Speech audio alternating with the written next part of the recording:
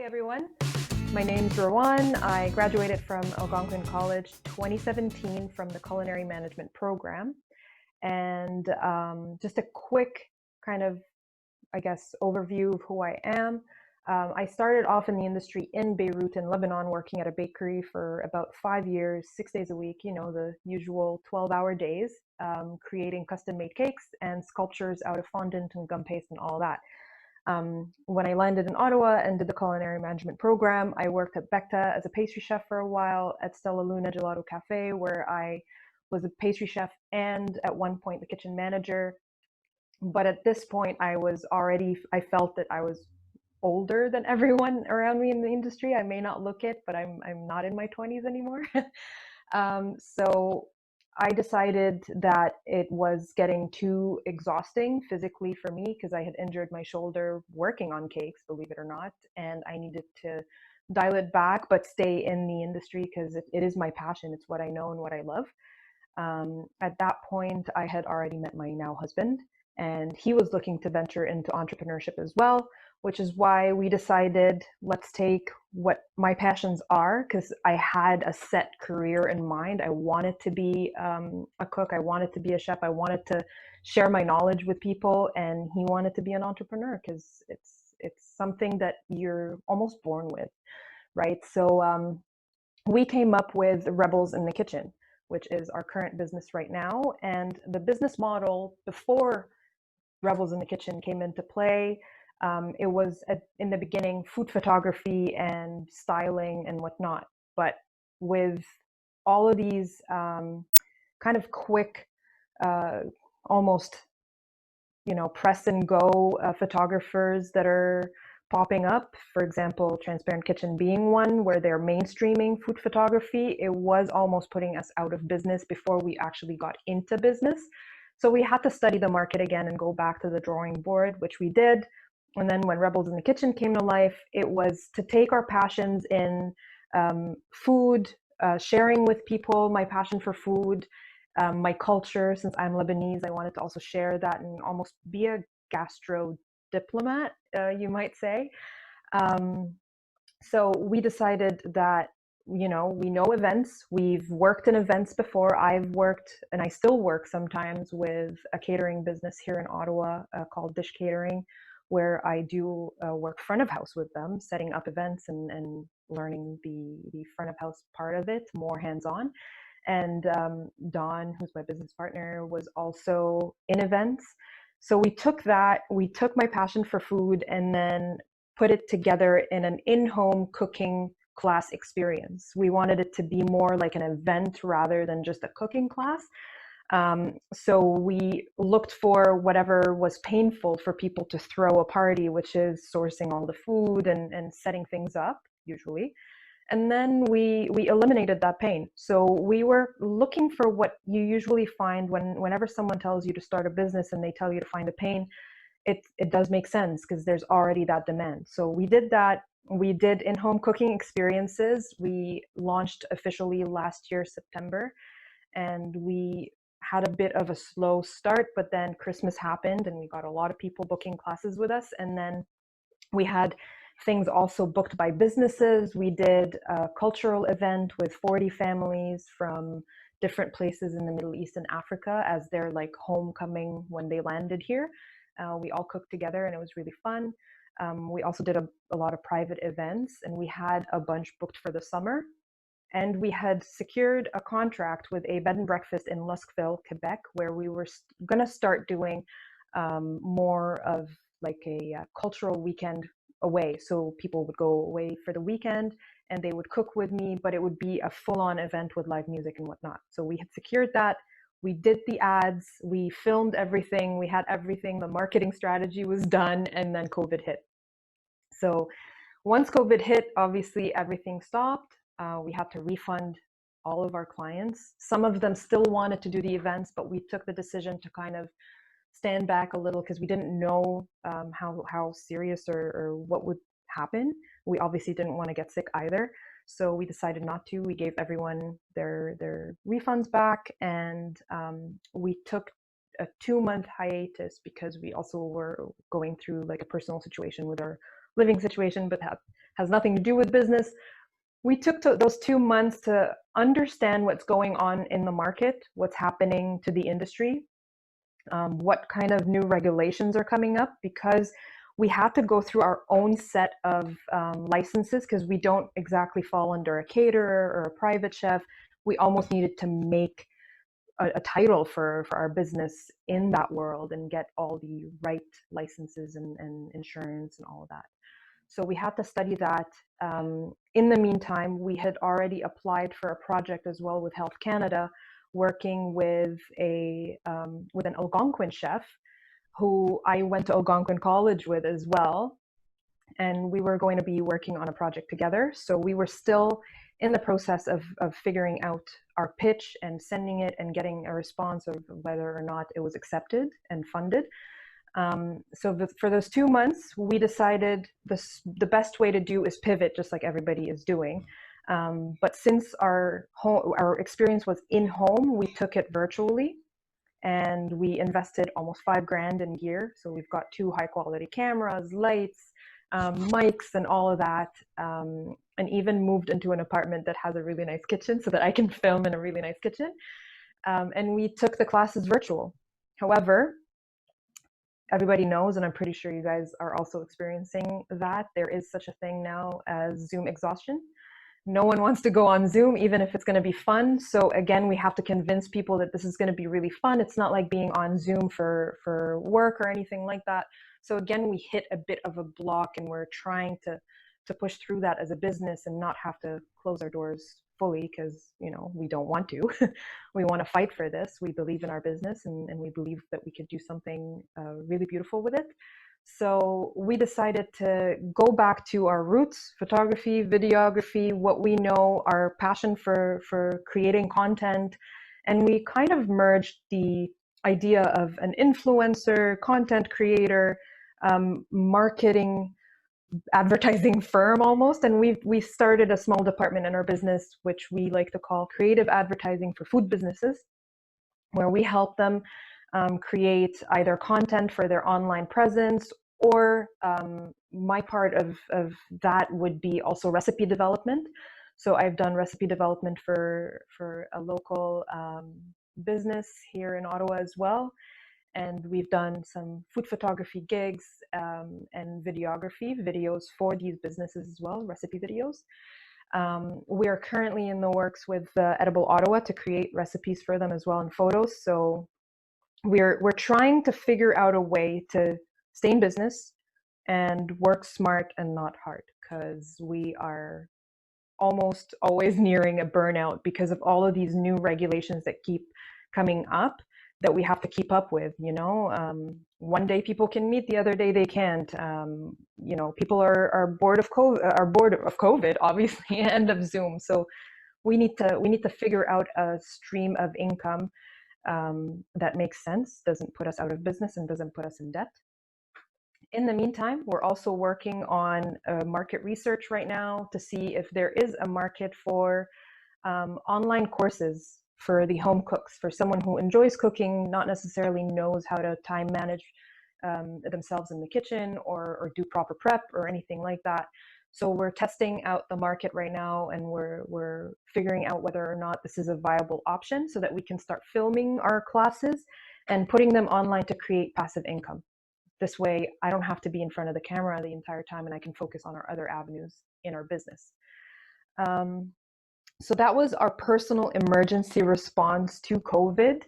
A lot of businesses, since now I'm also still working in the industry part-time as well with Dish Catering and their new venture parlor, what they've done is they've taken their catering experience and turned their space, their event space, into an indoor market. So it's really helpful for me to be there, because I get to see what people want almost on a daily basis or whenever I'm there. See what people are asking for. Are they still asking for events in home now that they can have, let's say, their family or their bubble in their home? Do they want someone to go in and cater? Are people comfortable having someone in their home? So it really helps me kind of bring back into our home office what I've learned outside to see where the trend is going and figure out a demand that we are passionate about filling. So that is kind of like an overview of what we've been doing and what we've had to face. Again, it's really now like a more of like a response. We're in a reactive state, so we're just seeing where it goes and how we can react and how to stay true to the business that we built, because we obviously don't want to lose that, and that passion towards our business. So this is what we've been doing. As far as other businesses in the industry have been responding to this, I know, because as I said, I like to keep up with that to understand for us as well, for our business. A lot of businesses decided to, for example, restaurants decided to turn in their kitchens into ghost kitchens, and just supply people's orders, right? Because a lot of people are ordering in. With the Zoom exhaustion, what's also happening at the same time, since people are always home and they're not used to cooking 3 meals a day, there's also that cooking at home exhaustion that's happening. So people are ordering in, and businesses have responded to that by creating online menus and doing more of like a curbside pickup, delivery, all of these things. Meal kits as well are things for entertainment that a lot of businesses I saw online have started to adopt as well. So as far as the industry itself goes, I had blindfolds when I first went to school, and when I was in the industry, I thought what it actually meant to be a part of the industry is to actually cook in a kitchen. The traditional sense of restaurant, hotel, catering, that is what I was kind of stuck in. COVID really slapped some sense into me when it comes to that, and I had to adapt personally. I'm more of I learn by, like trial and error, and trying things, and cooking things and touching things with my hands. So for me, setting up a camera and a lavalier mic, and setting up a Zoom meeting or setting up a Zoom cooking class with lights and whatnot, that's not my forte. Thankfully, my partner's forte is that, but I still need to learn, and I still need to open up to learning. I have learned a lot. Can I learn more? Absolutely.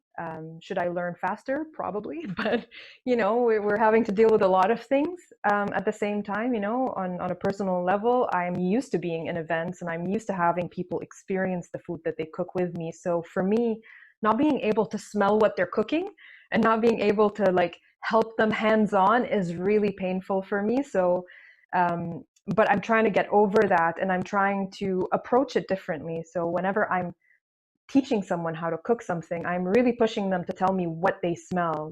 Does it smell like, the restaurant that you love and you wanted to learn how to make that recipe, so you came to me to recreate it for you? Or, if we're cooking shawarma, does it taste like the shawarma that you've been having? Is it better? Is it worse?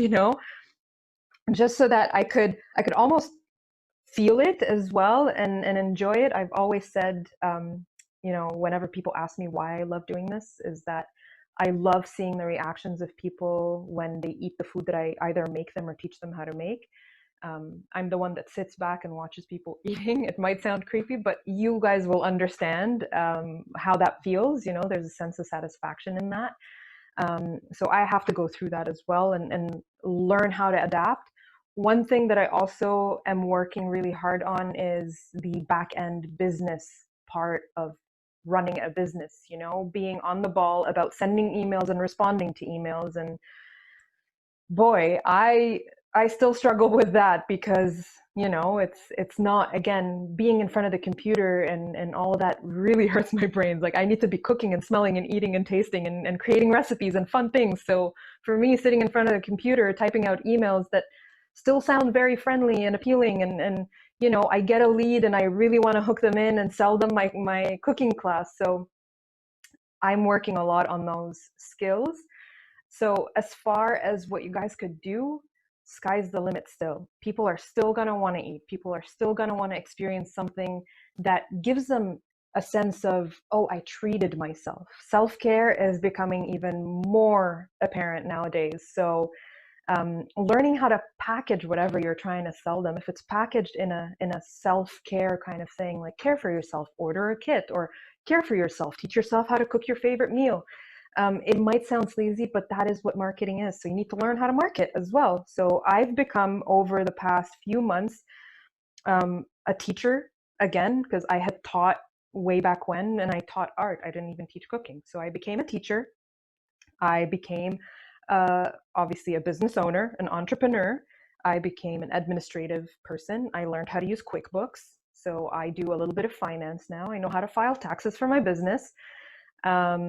And on top of all of that, I still need to keep myself creative. So I'm constantly creating recipes and putting content out there. Our social media has actually done well since COVID, because I'm constantly trying to get people to become more of a community around us, because the bigger our community, the more I have people to sell my products to. So there's a lot that you guys could do. And it's all about really looking at your skill sets and what you can learn and increasing that. You know, cooking and being talented in the kitchen can only get you so far nowadays, because we're no longer in kitchens in the old sense, you know, old-fashioned sense. And we don't know if things are going to go back to normal.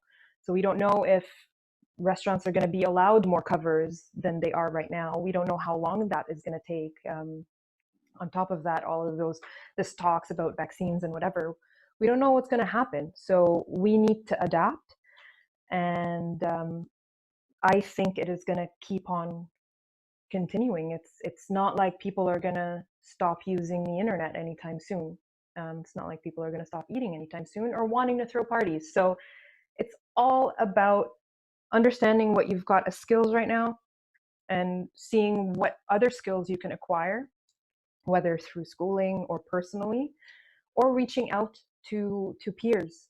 That is something that I've been doing a lot. There are a lot of Facebook groups, for example, that are just for business owners to support one another, or people in the industry, for example. So no harm in asking for support, for like a, you know, creating kind of almost like a brainstorming team, right? So there's a lot of that going on as well for us.